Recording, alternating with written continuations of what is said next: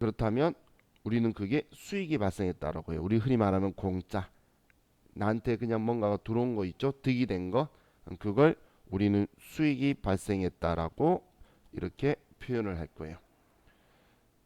자, 그럼 우리 재무상태표, 손익계산서 이렇게 원리를 봤을 때, 자, 지금 이 손익계산서를 가지고 표현할 때 이런 식으로 표현을 할 거라는 거예요. 내가 1년 동안 사업을 했는데 예를 들어서 비용이 600만 원이 발생을 했고 수익이 1000만 원이 발생한 거예요. 그럼 우리는 항상 차변 대변의 합은 일치해야 되는데 지금 차변이 400만 원이 부족하게 되죠. 근데 차변이 제가 금액이 부족하다는 거지 수익이 더 크면 나한테는 이익인 거잖아요. 그러면 이게 이번 회계 기간 일어나면 단기 순이익이다. 이익이 발생했다라고 표현할 거라는 거예요. 그럼 엄청 단순한 원리로 갈 수 있겠죠. 1년 동안의 모든 수익을 다 오른쪽에 쓰고 1년 동안의 모든 비용을 다 차변이 왼쪽에 쓰게 되면 이 둘이의 차이가 결국은 전체 이익이 될 거잖아요. 그죠? 그럼 똑같은 걸 반대로 비용이 예를 들어서 천만 원이고 수익이 600만 원이 발생을 하면 그럼 오른쪽인 대변이 부족하게 되겠죠. 이때 이번 회계 기간이라면 단기순 손실이라는 표현으로 결론을 쉽게 낼 수 있다라는 거예요. 우리가 장부에 쭉 적어뒀다가 한 번에 이 합계가 편리하게 나올 수가 있겠죠. 그래서 비용의 자리를 왼쪽인 차변에 두고 수익의 자리를 대변에 두는데 수익과 비용은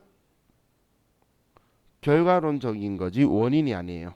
시작점이 아니라는 거예요. 여러분이 수익이 생겨서 월급을 받는 게 아니죠. 돈이 들어오니까 월급 받은 거잖아요. 그죠? 돈을 쓰니까 지출이 발생한 거지 지출이 있어야 돼서 돈을 쓴 게 아니죠. 순서는 얘네들은 원인이 아니라 결과예요. 돈이 여러분한테 들어오면 수익인 거고 돈이 나가면 비용인 거예요. 그럼 돈이 나가고 들어온 게 먼저겠죠. 그죠? 그렇기 때문에 재무상태표에서 발생되는 표현인 자산부채 자본이 먼저 원인이 되고 이걸로 인한 반대쪽이 수익 비용의 결과론적으로 이야기한다는 거예요. 지금 이런 이야기예요. 자산이 증가를 하면 그 반대쪽에 수익이 발생할 거라는 거예요. 나한테 돈이 들어오면 이게 나한테 수익이라는 거예요. 나한테서 돈이 나가면 비용이에요. 자, 이걸 이제 제가 장부 원리 가지고 말씀을 드릴게요. 자,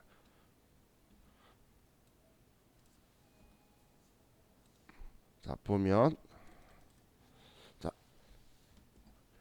어제 제가 그 적었던 글자들 가지고 생각을 해보면 자, 과자가 내 재산이에요. 그러면 과자라는 재산이 나한테 500원치 들어왔어요. 그럼 내가 정하는 자산의 기준을 하나를 잡는 거예요. 그럼 과자가 들어왔다는 걸 잡았으면 이제 반대쪽에는 그 대응되는 반대 부분을 써야 되는데 과자를 사고 나서 내가 돈을 줬다면 대변에 돈 500원을 줬다라고 써줄 거예요. 근데 이건 반대로 생각할 수도 있어요. 내가 돈을 500원 줬어. 이걸 먼저 생각하고 나간 건 오른쪽에 쓰는 거예요. 그럼 돈을 왜 줬을까라는 이유를 반대에 써야 되는데 과자를 샀으니까 이렇게 볼 수도 있겠죠. 과자가 먼저냐 돈이 먼저냐 그럼 나한테는 상관없는 거예요. 둘 다 자산이니까. 자 그럼 자 우리가 과자라는 자산이 나한테 들어오고 돈이라는 자산이 나갔죠. 그럼 이걸 가지고 보면 지금 제가 앞에 이야기했던 얘 둘이가 서로의 연결고리가 된다는 거예요. 지금 자산이 증가를 하니까 자산이 감소하는 효과가 발생했다는 이야기예요. 자, 그런데 내가 오늘 자, 과자를 샀는데 내일 돈 드릴게요라고 해서 외상을 한 거예요. 그럼 과자는 나한테 들어왔고 그리고 반대쪽에 그럼 뭔가 돈이나 재산적 가치가 있는 게 나가야 되는데 나간 게 없죠. 그럼 반대쪽에 나는 과자를 샀다. 그럼 내가 해야 되는 건 아직 안 했죠. 근데 외상을 했잖아. 그럼 여기에 외상을 했다라고 적어두는 거예요. 이게 우리 분계인데, 그럼 이렇게 적어두면, 자, 외상한 건 나한테는 빚인 부채가 늘어난 거죠. 그럼 그 원리를 가지고 보면 자산이 증가를 하면서 부채가 증가하게 됐다는 거예요. 특별하게 일부러 부채를 대변에 쓰려고 생각할 필요가 없이 자동으로 이렇게 구성이 된다는 거예요. 그럼 다음날 내가 이제 빚을 갚아요. 그럼 돈 줘야 되겠죠. 그럼 돈을 500원을 줘요. 대변에 500원을 줬어요. 돈 주면 대변에 써야 되니까 반대 나가면 대변 쪽에, 그리고 차변에 돈 나간 이유가 외상값 갚은 거다라고 쓴 거예요. 나는 그냥 단순한 원리로 이렇게 썼는데, 이렇게 써놓고 보면 굳이 따지면 이렇게 연결이 된다는 거예요. 자산인 내 돈이 나갔고 빚 갚았으니까 부채가 줄어들게 되죠. 그죠? 자, 이번에는, 자, 내가 과자를 샀어요. 자, 죄송해요.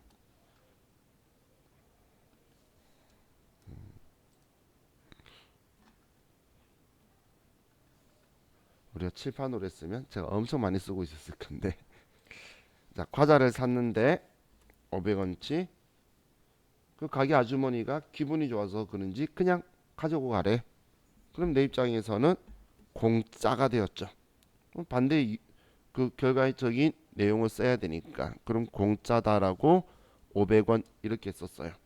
그럼 공짜로 뭔가를 내가 듣겠다는 건 나한테 수익이 발생을 한 거죠. 그럼 나는 자산이 증가하니까 반대쪽에 수익이 발생했다고 써줘야 된다는 거예요. 이렇게. 지금 이거 쓸 때도 대변인 오른쪽에 수익을 쓸 거라는 생각을 하고 의식적으로 쓴 게 아니죠.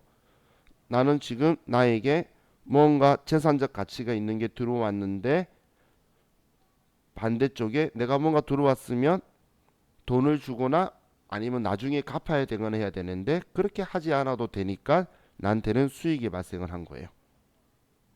그죠? 그럼 난 이렇게 과자를 사서 기분이 좋아서 집에 막 뛰어오다가 그 500원짜리를 잃어버렸어요. 돈을 잃어버린 거예요. 공짜로 기분 좋게 오다가. 그럼 내 입장에서는 돈 500원이 사라졌죠. 그럼 이제 돈이 없어져 버렸어 라고 난 대변 쪽에 돈이 500원치가 나갔다라고 쓸 거예요. 그럼 돈이 나간 이유를 반대쪽에 써줘야 되는데, 나는 이걸 분실했다라고 표현할 수 있겠죠. 그럼 이 분실했다라는 건 우리 나중에 회계적으로 보면 나한테는 손해가 왔죠. 이 비용이에요. 그럼 결론적으로 얘도 자산이 감소했는데 자산이 증가하거나 부채가 감소하는 일이 없으면 비용이 발생하게 되는 거예요. 그래서 지금 제가 쓴 거는 우리한테 이렇게 자산의 증감을 기준으로 해서, 자, 얘를 기준으로 잡아서 자산이 들어오면 차변 왼쪽에 쓰고 자산이 나가면 오른쪽인 대변에 써서, 자, 얘네들의 반대쪽에 그 이유를 쓰면 자연스럽게 자산의 증가하면 반대쪽은 감소가 되거나 부채가 증가하거나 수익이 발생하거나 사실 자본도 증가를 해요. 근데 얘는 제가 바로 안 쓰는 이유가 내 돈이 증가하려면 수익에서 이익이 되어서 넘어올 거라서 단계가 조금 애매한데, 나중에 자본거래에서는 바로 이게 다이렉트로 들어갈 거예요. 그럼 내가 빚이 사라진 것도 돈을 갚았거나 다른 곳에 돈 빌려와서 갚았거나 아니면 빚 안 갚아도 된다고 면제해 줬거나 이렇게 연결이 된다는 거예요. 얘도 이렇게 연결이 되어 있을 거고, 비용이 발생한 것도 나한테 재산이 사라졌기 때문에 비용이거나 아니면 빚이 늘어났거나. 빚이 늘어났는데 왜 비용이냐면 여러분들이 밥 먹고 카드 긁으면 빚 생긴 거죠. 신용카드 긁으면. 그럼 밥값은 비용인 거잖아요. 그래서 빚이 늘어나는 게 비용인 거예요. 외상으로 샀기 때문에. 그리고 자본이 증가하거나 이런 형식의 결과들이 나온다는 거예요. 이렇게 얽히고 섞여 있는 이것들을 우리는 교재 여러분들 38페이지에 보시면 얘네들을 거래의 8요소라고 하는 거예요. 거래의 8요소. 자, 그래서 지금 제가 여기에 있는 내용을 여러분한테 설명을 하긴 하는데 당연히 인지는 하고 있어야 돼요. 근데 이거 봤을 때 지금 위에 적은 게 자산의 자리는 차변, 부채 자본의 자리는 대변. 자, 그리고 비용의 자리는 차변, 수익의 자리는 대변이다라고 위치를 잡았을 때에 자기 자리에 발생하면 증가, 반대쪽에 발생하면 감소로 가지고 있다라고만 생각하시면 돼요. 그럼 굳이 이걸 외울 필요는 없겠죠? 그죠? 제가 수업을 하면서 지금 이거에 대해서 외우라고 수업을 한 적은 제가 과거 옛날에 인천 부평여상이라고 있어요. 인천에 세물고등학교라고 거기에 산학협력 교사 있었었는데 고등학교 1학년 1학기 3월달에 막 온 애들 있죠. 걔네들한테 가르쳐 줄 때 너무 공부하기 싫어해서 하루는 자산이 증가하면 자산이 감소하고 부채가 증가하고 자본이 증가하고 수익이 발생한다.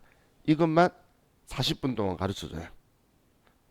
그리고 나서 그 다음날 부채가 감소하면 자산이 감소하고 부채가 증가하고 자본이 증가하고 수익이 발생한다고 화요일날 가르쳐줘요. 그리고 수요일날 뭐 특별활동 한다고 제 수업 없더라고. 그리고 목요일날 또 자본이 감소하면 자산이 감소하고 부채가 증가하고 자본이 증가하고 수익이 발생한다 가르쳐줘요. 그리고 금요일날 또 비용이 발생하면 얘네들이 다 가르쳐줘요. 정말 신기한 건 그 다음 주 월요일날 쪽시 시험하면 걔네들이 틀려요. 걔네들만 이걸 가르쳐줘요. 근데 그때는 저도 그때 당시에 십몇 년 전에는 짜증이 났었어요. 근데 지금은 나도 모르게 이해가 가요. 얼마나 공부하기 싫겠어. 17살 새 친구들 만났는데 걔네들한테 가르쳐주는 거지. 우리는 성인이죠. 성인들은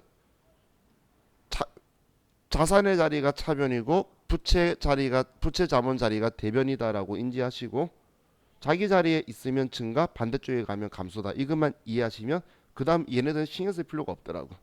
그래서 얘는 신경 쓸 필요가 없다라는 거예요. 나중에 만약에 어쩌다 한번 우리 시험으로서는 한 10몇 회 차에 한 번 정도씩 회계 1급에서만 물어보는 경우가 있어요. 근데 못 맞추는 분이 거의 없어요. 왜냐면 자기 자리가 어딘지를 알거든. 그럼 지금 제가 계속 재무상태표로 이야기하는데 여러분들이 주의하셔야 될 게 수익과 비용이 먼저가 아니라는 거예요. 수익과 비용이 제가 뭔가가 들어오면 차변, 나가면 대변이다라고 했죠. 그건 자산을 기준으로 이야기한 거예요. 들어오면 차변, 나가면 대변. 이건 자산으로 이야기를 한 거예요. 그런데 여러분들이 수익 비용을 먼저 생각하시면 반대로 들어가 줘야 되겠죠. 저한테 왜 들어왔는데 비용이 들어왔으면 수익이 차변이야지 왜 대변이냐 이렇게 생각하시면 안 된다는 거예요. 얘는 자산이 증가되었기 때문에 반대쪽에 수익이라고 써야 된다라는 거예요. 얘가 먼저가 아니라는 거예요. 자산이 나갔으니까 반대쪽에 비용이라고 써야 된다는 거예요. 그래서 이 수익 비용이 지금은 오늘 들었을 때 별로 신경이 크게 느낌이 없으신데 어느 순간 이 부분이 헷갈리시는 분이 발생을 해요. 저한테 종종 매 밤마다 몇 분씩 저한테 와서 그런 이야기를 하세요. 그러면 제가 다시 이야기를 늘 말씀드리는 게 수익 비용을 절대 먼저 쓰시면 안 됩니다라고 이야기를 계속해요. 그리고 나중에 가면 지금 우리가 급한 게 아니니까 우리 분계 목적으로는 비용의 자리는 차변, 수익의 자리는 대변이라는 걸 외우고 있으라고 제가 말하는 시점이 있을 거예요. 자연스럽게 인지되신 분은 필요 없는데 안 되신 분은 나중에 얘네들 위치는 외우세요라고 말하는 시점이 올 거예요. 근데 그 전까지는 자연스럽게 그냥 여러분들이 인지되는 게 제일 이상적인 거니까 그걸로 생각을 보시면 돼요. 자, 그럼 저와 같이 이제 공부를 할게.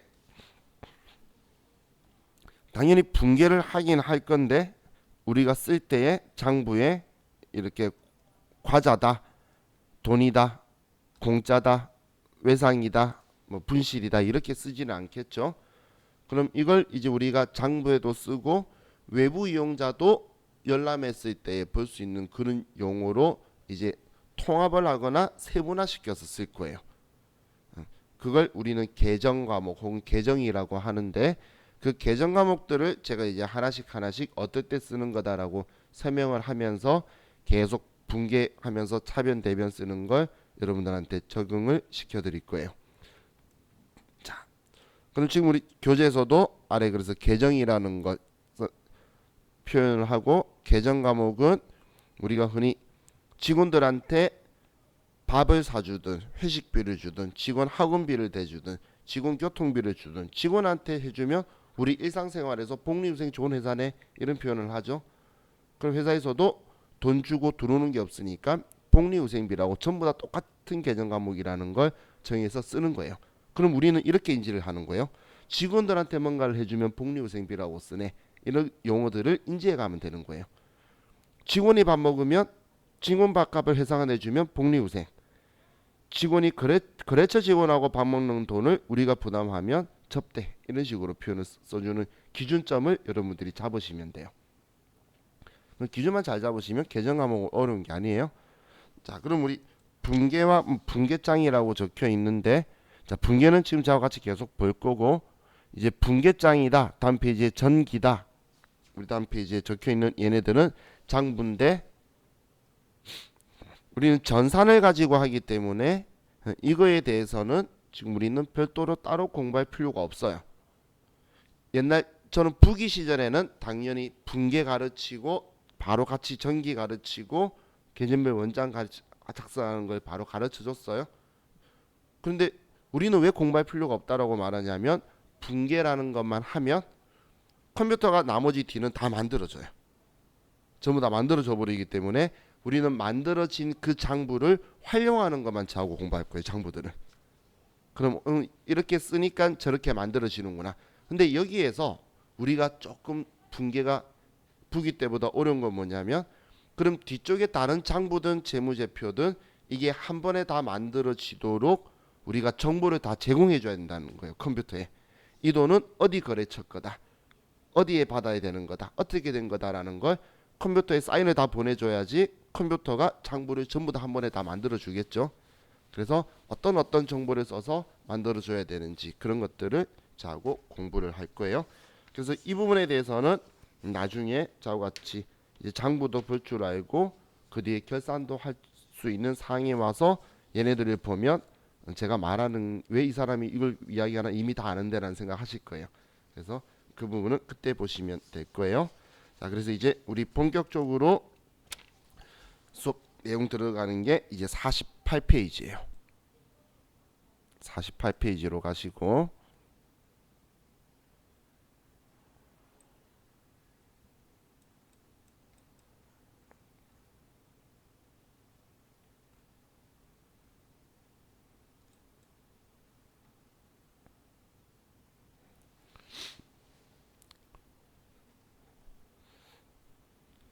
자, 이제 제가 계정 과목이라는 걸 설명을 드릴 건데 뭐 우리 책 순서도 그렇고 제가 수업하는 순서도 그렇고 뭐 제가 쓴 책도 그렇고 전부 다 유동성 배열의 순서의 계정 과목으로 웬만하면 다 설명드릴 거예요.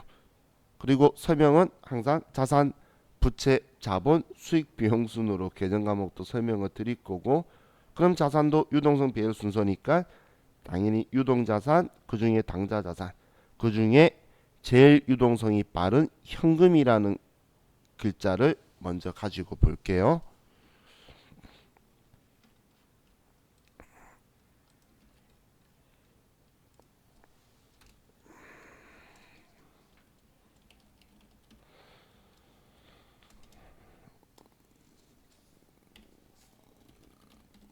자, 이번에 현금이라는 계정 과목을 보면 우리가 일상생활에서도 현금이라는 표현을 쓰죠. 그런데 회계에서도 현금이라는 계정 과목을 사용을 해요. 계정 과목으로서 현금이라는 거 쓰는데, 그런데 우리의 일상생활에서 현금이라고 쓰는 것보다 더 많이 포괄적으로 현금이라는 표현을 쓸 거예요. 자, 그럼 우리 일상생활에서 우리가 현금이라고 표현하는 거는 우리는 통화를 현금이라고 하죠. 통화라는 건 우리나라 대한민국은 한국은행 발행 주화나 지폐를 우리는 통화라고 하죠. 그죠? 자, 그런데 회계에서는 당연히 통화도 현금이라고 할 건데 이 통화만이 아니고 통화 대용 증권도 우리는 통화라고 할 거예요. 그럼 이 통화 대용 증권이라는 말은 뭐냐면, 자, 통화를 대용 대신한 용도로 사용할 수 있는 증권은 권리가 있는 증서를 증권이라고 하는 거예요. 여러분들이 성인들이 고정관념들이 많은데 주식하시는 분들 증권은 주식이라 생각하는데 아니에요. 증권은 권리 증서가 증권이에요. 그래서 증권이라는 표현을 저하고 수업하면서 회계에서 엄청 많이 쓸 거예요. 증권은 주식이라는 생각은 버리세요. 주식도 증권 중에 한 개인 거예요. 주권을 가지고 있는 증서가 주식이다라고 표현한 거예요. 그럼 지금 얘는 통화 대용 증권은 통화를 대신한 용도로 쓸 수 있는 권리 증서. 대표적인 게 여러분들 잘 아시는 자기압수표. 우리 자기압수표 현금이라는 표현 쓰기도 하죠. 옛날에, 지금은 심사인당 아주머니가 나오시면서부터 좀 잘 안 쓰는데, 저도 옛날에 한때 10만 원짜리 수표 한 장이라도 들어와 있으면 마음이 든든했어요. 지금은 돈 있으면 다 써서 안 놓고 다니는데, 과거에는 그 만 원짜리가 있으니까 수표 놓고 다니면서 그 시절에는 뭐 그 10만 원짜리 수표는 현금이야 이런 표현도 많이 썼었죠. 근데 지금 이 자기압 수표를 우리가 왜 회계에서 현금이라고 말하냐면 언제든지 현금화가 가능하거든. 그냥 현금처럼 쓸 수 있잖아. 그럼 우리 회계에서는 얘는 그냥 현금이라고 할 거라는 거예요. 자, 그리고 자기압수표라는 건, 자, 의미를 이렇게 기억을 해두세요. 자기압수표는 은행이 자기 앞으로 발행한 수표를 자기압수표라고 하는 거예요. 자, 우리 수표제도라는 건 뭐냐면 이 권리 증서로 통장에서 자유롭게 돈 빼갈 수 있는 권리 증서가 수표예요. 그럼 은행이 제가 수표를 좀 바꿔주세요 그러면 제가 돈을 주면 은행 통장에 돈을 넣어두고 그 통장에서 자유롭게 돈 뺄 수 있는 증서를 자기 통장에 돈 빼가라고 써주는 게 자기압수표인 거예요. 그래서 어디 은행이니까 자기 은행에 오면 바로 빼주는 거고 다른 은행에 가면 뺏어주는 시간이 걸려서 그 현금화되는 시간이 조금 걸리는다, 그렇게 생각하시면 돼요. 수표 제도는 그 수표를 발행한 자의 통장에서 돈 빼가는 제도가 수표 제도예요. 수표 제도 이해가시죠? 그렇게 인지를 하셔야 돼요. 수표는 그 종이 가지고, 수표라는 용지를 가지고 그 수표를 발행한 자에 연결되어 있는 구자에서 돈 빼가는 시스템인 거예요. 그 수표를 가지고 있는 권리 증서를 가진 자가 돈을 인출해 갈 수 있는 권리를 가지는 거예요. 그럼 이 자기압 수표도 있고, 그리고 우리 타인 발행 당좌 수표라는 것도 있어요. 타인 발행 당좌 수표. 자, 그리고 우리나라에서는 크레딧 카드 제도가 너무 빨리 발달하면서 가계 수표라든지 송금 수표라든지 이런 것들은 없어졌어. 거의 활성화를 못했는데 이런 수표들하고, 그리고 우리 뭐 배당금 지급 통지서라든지 아니면 국공사채 이자표라든지 이런 것들이 전부 다 우리는 현금이라는 계정 과목을 쓸 거예요. 얘네들이 다. 그럼 결론적으로 우리 계정 과목으로서의 현금은, 얘는 우리 결론적으로 즉시 현금화할 수 있는 자산을 우리는 현금이라고 표현한다라고 보시면 되겠죠. 그럼 우리 자기압수표를 가지고 볼게요. 자, 이제 우리는 이렇게 할 거라는 거예요. 자기압수표를 우리가 수령하다라는 받았다라는 표현이 있으면 우리는 수표를 받았죠. 그럼 받은 건 왼쪽에 쓸 거예요. 그럼 차변이 왼쪽에 현금 얼마 얼마다 얼마짜리 수표다 이렇게 쓸 거라는 거예요. 분기할 때. 반대로 자기압 수표를 수표로 지급하다 이렇게 우리가 거꾸로 주면 그러면 대변에 현금이다 그 수표 금액을 이렇게 쓸 거라는 거예요. 우리가 분기할 때 현금으로 받았다라고 해도 차변의 현금, 현금 줬다 해도 대변의 현금. 그런데 자기압 수표로 받았다 하더라도 차변의 현금, 자기압 수표로 줬다 하더라도 대변의 현금 이렇게 장부에 기록할 거라는 거예요. 자, 이해가시죠? 그럼 이것만이 아니고 자 위에 보시면 뭐 배당금 지급 통지서, 국공사채 이자표, 우편한 증서 이런 것들이 있어요. 근데 얘네들은 좀 과거 구시대 유물이에요. 저도 우편한 증서를 딱 한 번 봤어요. 제가 18살 때. 그때 그 지금 남자분들 계시는데 남자분들은 그 10대 때 신체 검사를 안 받았을 거예요. 근데 저는 10대 때 신체 검사를 받는 세대인데 그때 우편한 증서가 와요. 차비스라고 2,000원. 그게 대한민국 어디 은행이든 우체국이든 가면 현금으로 바로 바꿔주는 거예요. 생김새는 수표하고 똑같이 생겼는데. 그럼 결론적으로는 그냥 수표처럼 전부 다 현금화할 수 있는 거죠. 그래서 이것들은 그냥 우리는 주고받으면 다 현금이라고 할 거라는 거예요. 그래서 우리 책에 적혀 있는 것도 전부 다 그냥 즉시 현금이 되는 거다. 이렇게 생각을 하시면 돼요. 자, 그럼 우리 현금이라는 계정 과목을 봤는데 자, 이번에는 당좌예금이라는 계정 과목을 볼게요. 당좌예금. 붙으면 잘 안 보이나? 이렇게 띄어서 써드릴까? 자, 그럼 이 당좌예금이라는 이 계정 과목은 자 우리가 이 당좌 거래라는 걸 해요. 당좌 거래를 하는 이유는 당좌 수표 제도를 이용하고 그리고 당좌 차월 제도를 우리가 이용하기 위해서 쓰는 거예요. 제도라는 표현은 제 표현은 당좌 수표 쓰고 당좌 차월 적용받으려고 하는 거예요. 자, 그럼 그 혹시 당좌 수표라는 걸 본 적이 있으신 분 있을까요?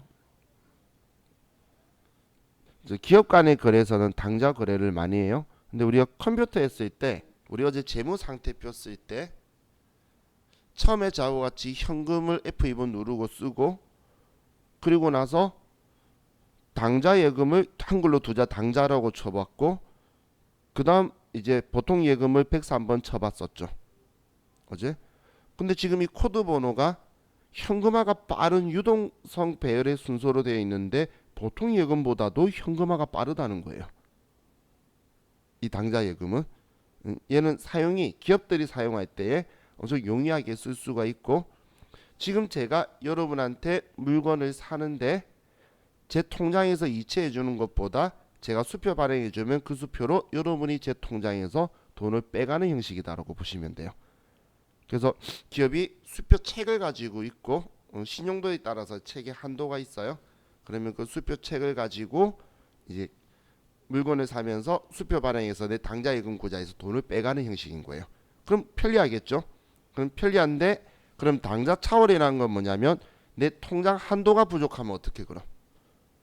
내 통장에는 1,000만 원밖에 없는데 제가 여러분한테 1,200만 원치 물건 사고 수표를 1,200만 원 써서 여러분한테 주는 거예요. 그러면 여러분은 은행 가서 1,200만 원 찾으려고 가지고 왔는데 1,000만 원밖에 없으면 1,000만 원만 주는 게 아니고 지급 거절을 해버릴 거예요. 그 지급 거절을 한 게 부도수표가 되는 거예요. 그럼 나는 겨우 200만 원 때문에 부도가 난 거죠. 창피하겠죠. 그래서 은행하고 이제 당좌 차월 계약을 맺어요. 이 당좌 차월 계약이라는 건 마이너스 통장의 성격인 거예요. 그래서 내 돈이 1,000만 원밖에 없는데 1,200짜리를 가지고 오면 마이너스 한도만큼 그냥 다 지급해주고 당좌예금 구자에 마이너스 200이라고 적혀있는 이런 제도가 당좌 차월 제도예요. 우리가 회계에서 이런 차자를 많이 쓸 건데 이 차라고 적혀있는 이 글자는 우리 돈 빌릴 때 차용하다, 차입하다 이런 표현 쓰죠. 그렇게 차자가 붙은 건 뭔가를 빌려오다라는 뜻의 계정 과목으로 들어갈 거다라고 생각을 하시면 돼요. 그래서 우리 당좌 거래를 하는 목적은 우리 당좌 차원을 하기 위해서요. 그런데 자, 여러분들 수표라고 했을 때 우리가 수표라고 했을 때에 일반적으로는 자기압 수표를 생각을 하죠. 그죠? 그런데 기업 간의 거래에서는 그냥 수표라고 하면 이 수표는 당좌 수표를 의미해요. 그래서 이제 아무 표현이 없이 수표를 발행하고 주고받았다고 적혀 있으면 당좌 수표예요. 우리 개인들은 자기압 수표가 수표라고 표현하는데 기업 간의 거래에서는 은행도 또 다른 제3의 기업이죠. 그러면 그 기업이 자기 앞으로 발행했다라고 해서 자기압 수표라고 명확하게 표현을 할 거예요. 그래서 아무 표현이 없이 그냥 수표라고 말을 하면 그 수표는 자기압 죄송해요. 당좌 수표를 이야기하는 거예요. 당좌 수표를. 그래서 당좌 수표라고 말할 때도 있는데 아무 말 없이 수표라고 적혀 있으면 이제 우리는 당좌 수표라고 생각을 해야 돼요. 그럼 이 수표를 가지고 봤을 때 자, 우리 회사가 수표를 발행을 해요. 자, 그럼 우리 용어에서 우리 회사를 당사 또는 당점이라고 표현할 거예요. 당점. 그럼 우리 표현대로 우리 회사 발행 수표를 당점 발행 수표라는 표현을 쓰기도 해요. 우리 회사가 발행한 수표다. 우리가 흔히 이렇게 표현하는 걸 당점 발행 수표라는 표현을 쓸 거예요. 당점 발행 수표. 자, 그럼 우리 다른 회사 좀 표현이 이상하네요. 자, 얘를 우리는 타사라고 하고 혹은 동사라고 하고 얘를 동점이라는 표현을 쓸 거예요. 우리 회사 말고 타 회사 있죠? 그럼 우리는 타사 발행 수표를 우리는 표현할 때 동점 발행 수표라고 표현을 할 거예요. 우리가 발행한 걸 동점 발행 수표, 다른 회사가 발행한 걸 동점 발행 수표다라는 표현을 쓸 거라는 거예요. 그럼 당점, 동점이라는 글자에 대한 느낌은 정확하게 인지를 하고 계셔야 되겠죠?